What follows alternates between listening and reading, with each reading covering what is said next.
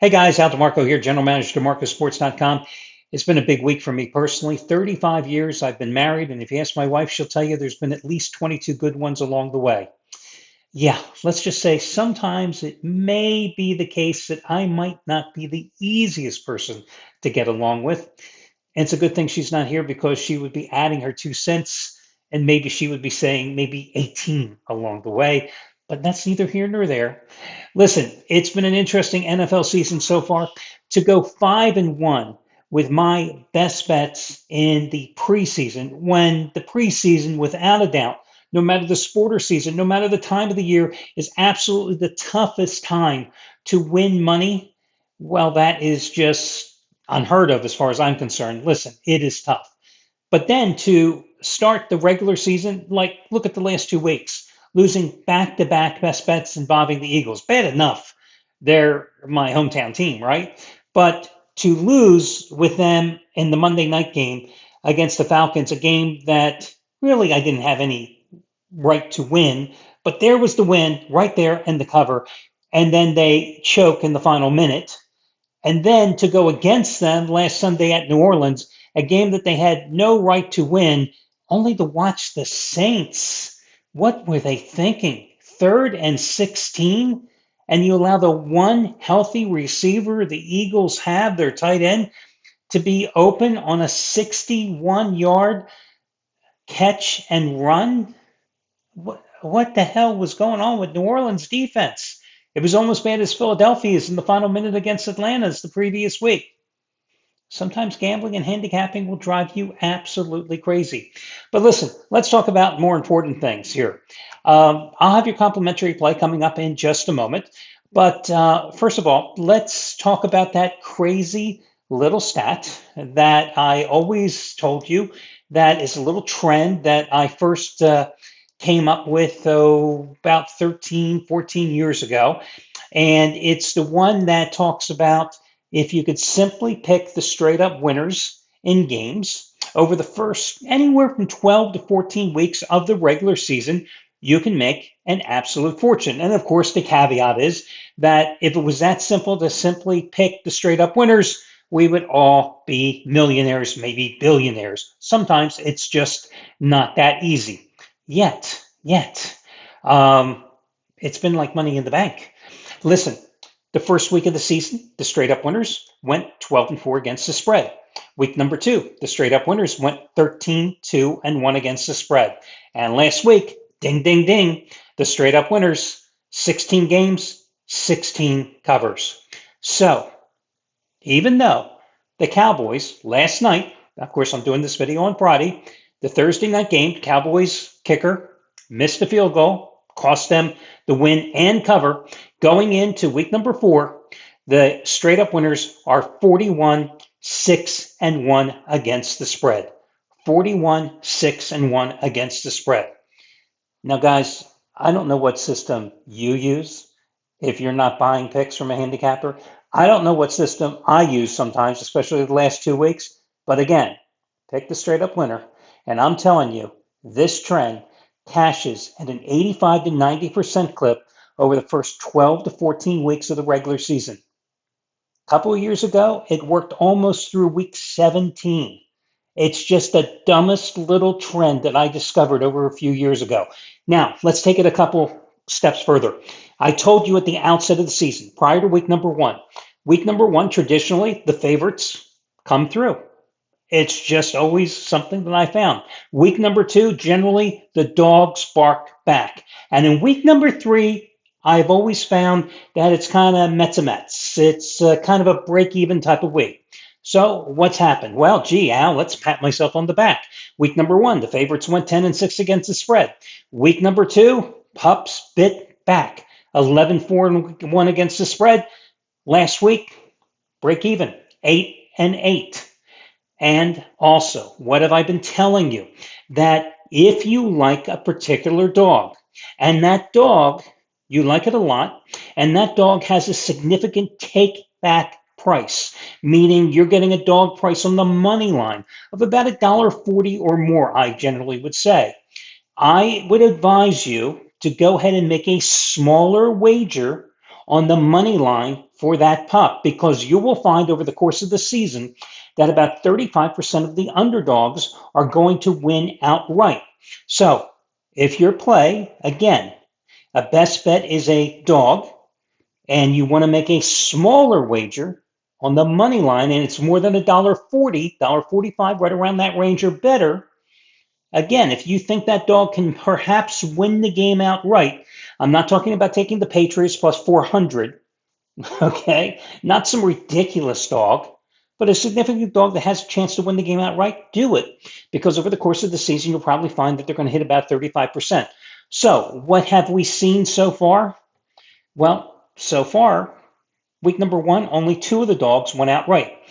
Week number 2, 9 of those 11 dogs that covered went outright. And last week, 8 dogs covered, 8 dogs won outright. So there you go. Money in the bank. A lot of guys out there, I'd like to joke, using that horrific voice that some guy I used to work with. You got to bet the dogs. You got to bet the dogs. It's all a bunch of, can't say that word. It's a bunch of BS, however, because at the end of a regular season where you're going to have 272 games, you're going to find that spread between favorites and dogs is probably going to be insignificant, about 15 to 20 games maximum over a 272 game regular season.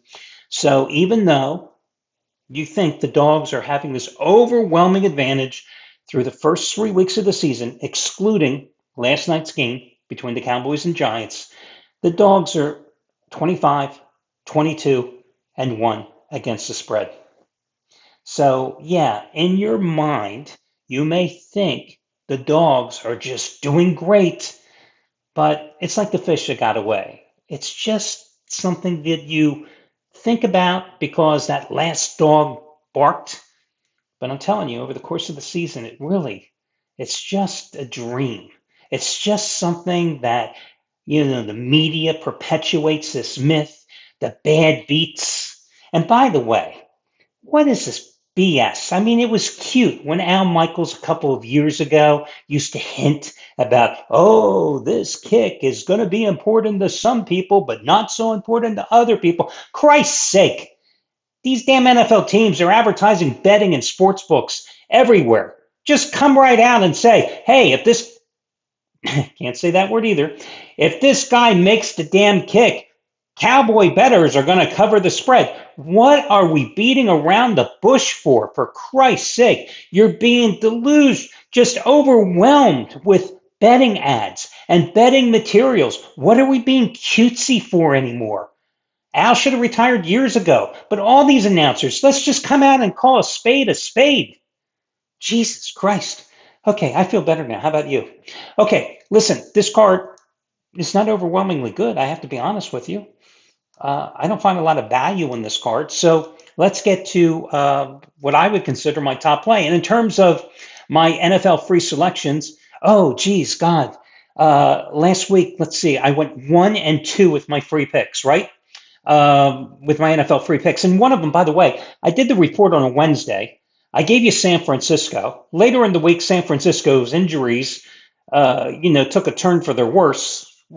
If I knew George Kittle wasn't going to play, I never would have went with the 49ers. Of course, the 49ers collapsed there at the end and lost, as I'm doing this report days in advance, don't know all the injuries. So sometimes, the free picks, they don't go the way you want them to when you're doing the report days in advance. But still, going back the past 18 weeks in the NFL, dating back to last season, the NFL free picks are 47, 29, and 3.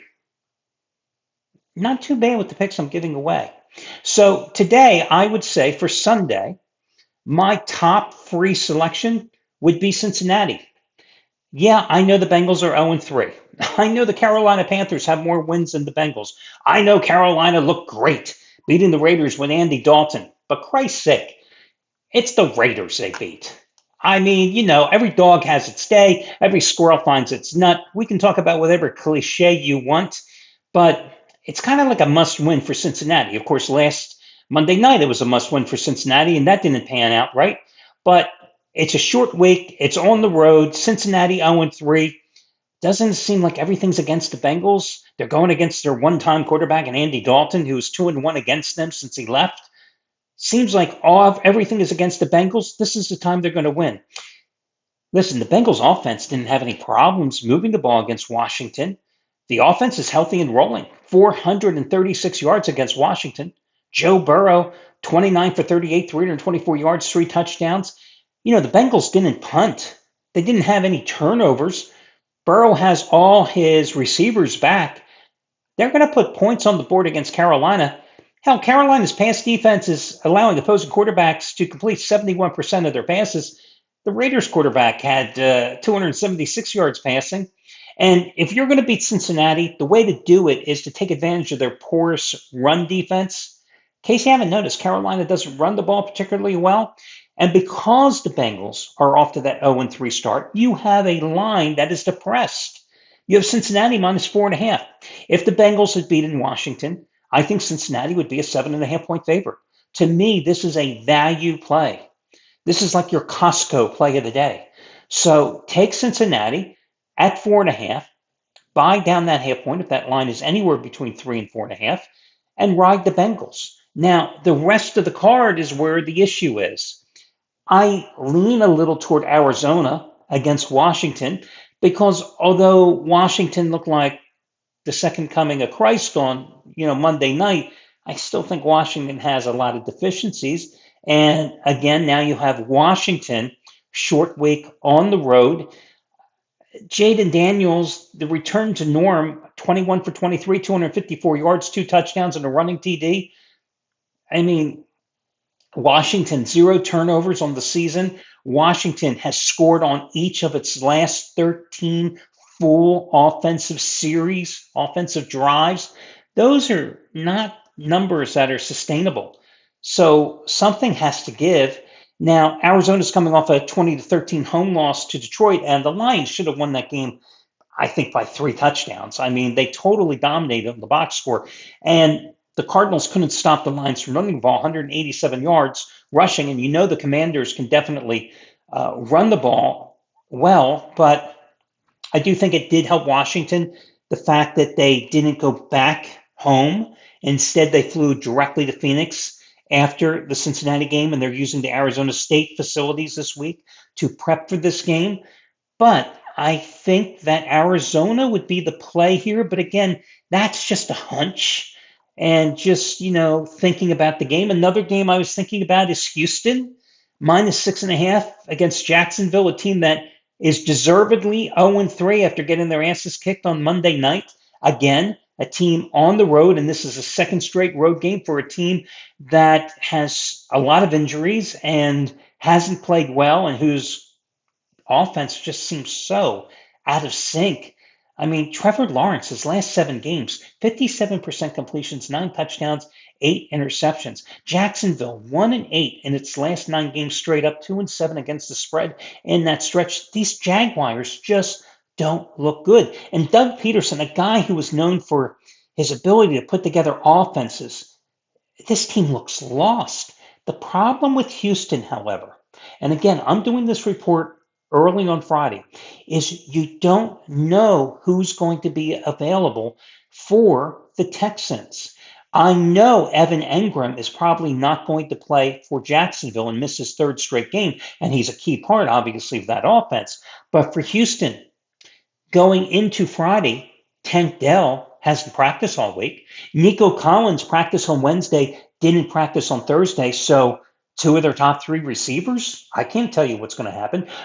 Their top 2 running backs, Joe Mixon and Dameon Pierce, didn't play last week. They didn't practice on Wednesday and Thursday. So I can't tell you who's going to be playing for the Houston Texans. And you saw what happened in that 34-7 loss to Minnesota, where C.J. Stroud didn't have enough weapons, and he had the 2 interceptions, and the Texans look bad. Do they have the better defensive line? Yes. Jacksonville hasn't put anything together. So at this point, maybe the way I play Houston is considering the Texans in a teaser, pick them at home. But I couldn't even tell you another team to put Houston in because I think this card is just so bad. So as I go up and down the Sunday card, other than what is going to be my best bet on the day, I'm just not convinced that other than Cincinnati, which is going to be my lone selection here on the video report, I don't find anything attractive. So that's it. I'm going to ride with the Bengals. You know all the other numbers. I wish you well, and I'll talk to you again soon. Good luck, everybody.